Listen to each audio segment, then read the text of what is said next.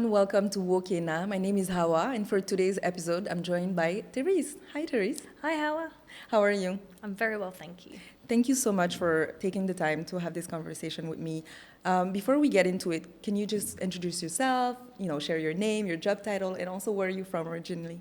Sure. So my name is Therese. I'm the General Manager for Health, Safety and Environment for SimFer, and that covers the port, the rail spur and the mine construction and the future mining operations. And I grew up in Ipswich in Queensland, Australia. Great. You've been in the HSE field for almost 20 years. Mm-hmm. What was about this field that made you want to continue in there? And I also want to know, what about the mining sector and more specifically the Simandou project that attracted you in particular? So I started in the mining industry as an environment officer during construction. So, and from there I had the opportunity to expand further into the health and safety disciplines as well. I think the thing that's kept me in mining all of these years has been the variety of different opportunities. So I've had the ability to work in different locations, across different commodities, spanning from actual field work in construction and operations into studies as well.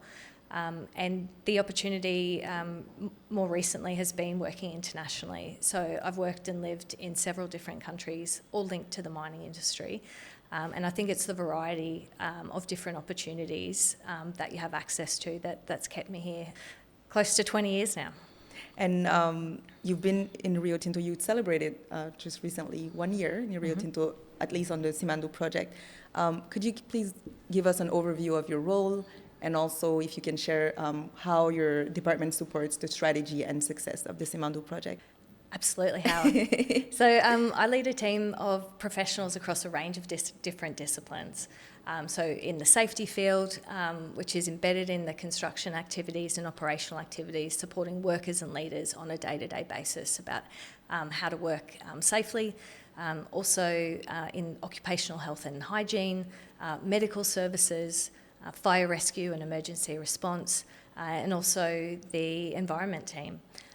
So as well as supporting the work in a day-to-day basis in terms of ensuring that we can construct and deliver the project on time, we're also focused on the forward-looking initiatives. What are the legacy initiatives that we need to do, particularly in the space of how we build a culture and protect our people, but also from the environment side, and as we work towards our offsetting strategy and the broader legacy that Simandou is going to have. As you know, recently we experienced a tragic accident at the Moribarea port in Forêt-Carrière, which unfortunately led to the passing of our colleague Morlaye Camara. Could you please share a few words about this tragic incident? What were the lessons learned, and how are we making sure to always do better? Mm-hmm. I've had the opportunity to learn more about Morlaye through the stories of people that were close to him, and I think his loss is a heavy weight on everybody associated with the project, particularly those at the port, but more broadly across the entire Simandou sites, and I think even more broadly into Rio Tinto globally as well. Whenever I reflect on Morlaye, I think about the legacy that he will have in terms of some of the changes that we have made, both in some of the direct learnings from that incident about the way that we need to store materials and handle materials in different ways, but more importantly, I think from the culture, the way in which we manage risk, the way in which we communicate, and how we seek to engage people in simple messages that they can understand and live by in order to work safely. So the legacy of Morlaye, I think, is going to reverberate throughout the history of Simandou, and it's definitely something that still feels very fresh and raw to the teams here. Yeah, and I think it's safe to say that there's definitely a before and after Morlaye's passing. A lot of actions were put in place here in Simandou, to reinforce a culture of safety within our activities. Earlier this month, you've launched the Amafene Safety Campaign. Could you please tell us a little bit more details about it, and what are the key objectives of this campaign? So Amafene simply means look in the local language Malinki. And so the concept comes down to needing to take a minute to stop and look around us and make observations. What are we doing that could harm ourselves or others? What are other people doing that might cause an impact to us? And being able to stop and reflect and talk about that. So it's a really simple concept, but it's one that seems to have resonated really strongly across our workers and our leaders, and I'm excited to see how it's going to develop in the future. So here in Simandou, we're pretty familiar with Wantanara, our culture by design, which aims to integrate the different ways of working and learning together in the way that we reinforce a safe and inclusive working environment here. Can you tell us how does Amafene fits into Wantanara? Absolutely. So if we think about Wantanara, like you said, is our culture. It's the way we work together, the way we align to a common identity and purpose. And we hear Wantanara wherever you go across the project. Amafene is the way in which we talk and engage about risk. And as one of my team, one of the safety officers, Kèna, said to me the other day after the launch, Amafene is an invitation to look, to discuss amongst the workers and leaders before we begin a task. And I think that captures the sentiment perfectly. The goal is that it's a word that we can all connect with, rally around, regardless of the culture or language backgrounds that we come from. Similar to Wantanara, and I think as it continues to grow and embed, and it will become a life of its own, that it will be a place that we can always come back to start a conversation about safety. Why do you think such a campaign is so important and necessary, especially in the context of the Simandou project, and what has been the impact so far? The pure scale of Simandou and what we are trying to achieve here, the number of people that we are working with, and as I mentioned, the number of different cultures, the number of different languages that we are all coming together in order to deliver this project. It's so essential that we have concepts that everyone can connect with, and I think the impact that it's had so far has been that connection. The common language, the way in which people are able to open different conversations and talk and have those meaningful discussions about hazards and risk. And already out of those discussions, there's been numerous changes made in the field, coming out of ideas that workers themselves have been able to recognise and raise, and then follow through on with those changes. And I think people we can see how there's this developed sense of accountability amongst our colleagues, for their own safety, for the safety of their colleagues and beloved ones. As simple as just wearing a helmet before riding a motorcycle has become something so simple, but it's still saving lives. Within your remit, you also manage the environmental aspects of the Simandou project.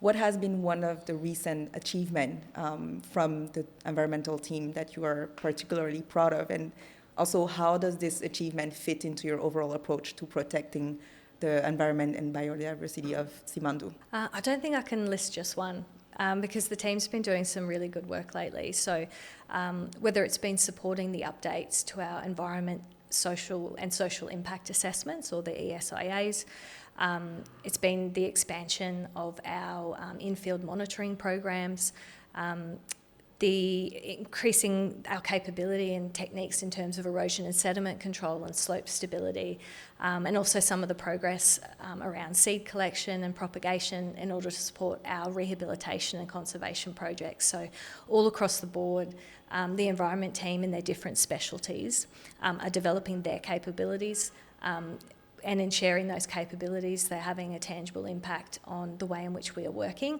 And again, it's about what we do today, but also how these things support us in the future, and creating those solid foundations that are going to allow for some of our longer term projects to actually come into fruition over time. When we think about the Simandou, we obviously think about the communities surrounding the project and how we collaborate to make sure that their well-being and safety is always prioritized. How do you work with the communities in extending to them this awareness of safety and environmental respect? That community education piece is essential. When you are building a mine in a place where there hasn't been a mine before, or essentially, making fundamental changes in the day-to-day experience of the communities around us. So as we introduce new hazards or, we now have more traffic on the roads. We're going to introduce trains into areas where there weren't previously trains. And then the environmental changes as well. So the ability to have discussions and engage on topics like water quality, air quality, and all of those other elements. It's important that we support with educating the community members so that they can engage in those meaningful conversations, so that they can come to us if there are issues, and that we can explain some of the work we are doing in that space. So there is quite an emphasis on those proactive engagements, establishing open lines of communication, but also in that education piece. Denise Malmo, your colleague and fellow HEC team member, was recently nominated as Top 100 Global Inspirational Women in Mining. What does this prestigious nomination achievement mean to you? I want to call out Denise, but also Fanta. So the two nominees or recipients of this recognition for Rio Tinto globally are both women from Guinea. And so that's something that I've taken some time to sit with and really celebrate. I think what that represents, both for them, their individual stories and achievements, but also more importantly to young women and girls in Guinea, is having some inspiration, people that they can look up to and see that might help them make decisions about whether it's to continue on with education and stay in school, or look for broader opportunities than maybe the current circumstances have exposed them to. So having such talented women who are public about what they are doing and evolving into leadership roles, I think is a really great representation of the potential of Guinea and women here in general. I'm so proud of them, and I'm sure everybody else are so proud. You are also an example. You started a long time ago as a new graduate, and now you climbed the ladder and you're part of the SLT, the senior leadership team here in Simandou and Rio Tinto, SimFer. How would you describe your experience as a woman in mining, and also what would be the advice you would give to the young women that I'm sure are many listening to us right now? It wasn't always an easy experience for me, to be honest. I had many times in my career where I actually stopped and reflected as to whether I was the right fit for this industry. But over time, I think as I had the opportunity to mature and see some of the changes in the industry around me, I felt a lot more comfortable being myself and being able to not aspire to fit into moulds or traditional ways of working and leading from the past, and trying to be more confident in the way that I show up and set that example not just for other women but for men as well, in terms of there being different ways of engaging and leading. And I think if the example that I can set here is that these career opportunities are possible, they are available to everybody. And also for me to create space for the other leaders to come through. The more women there are in senior roles, I think the better. Yeah. There's room for everybody. It's not a competition for the limited spots. So the more people can see and feel and have those aspirations and feel confident in rising to the occasion, I think the better it is for the industry and the broader inclusion of talent that comes in many different shapes and forms. It's pretty obvious that you love what you're doing, and I think it's the perfect fit for you. But I'm still curious to know, if you could go back in time, would you have chosen the same career path? And if not, what alternative path would you have pursued? That's a really interesting question. And I'm not the type of person that sort of looks back on my life in that way of alternative paths that could have been taken. I think the truth is, if I wasn't enjoying my time in this line of work, if I didn't feel stimulated and challenged and inspired, I probably would have ended up taking some different pathways and choices along the way. I think the interesting thing when I stop and think about it is what I might do next, and where things go from here, whether it's in mining, in HSE or in other disciplines and fields. And again, I think that's the incredible foundation and opportunity that mining provides. Is it opens doors and gives such a depth of experience. And so also don't know what will come next after Simandou. I'm still pretty excited for the opportunities that lay ahead and the different pathways that will unfold in front of me. Well, as I said, it was made for you, so why change it? My last question is one of my favorite because I love the different responses. If you could have one wish, only one, for the future of the Simandou project, what would that be?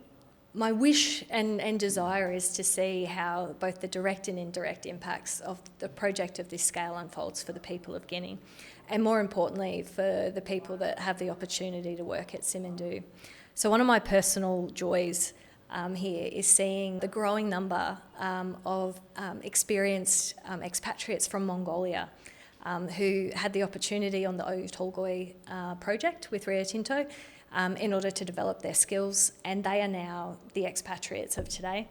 And my biggest desire and wish for the people who have the opportunity to be part of Simandou is to see Guineans be the expats of the future in the mega projects and the other international mining and construction and infrastructure opportunities throughout the world. So I think that would be my secret desire, and I can't wait to actually see that come to life. I can't wait either.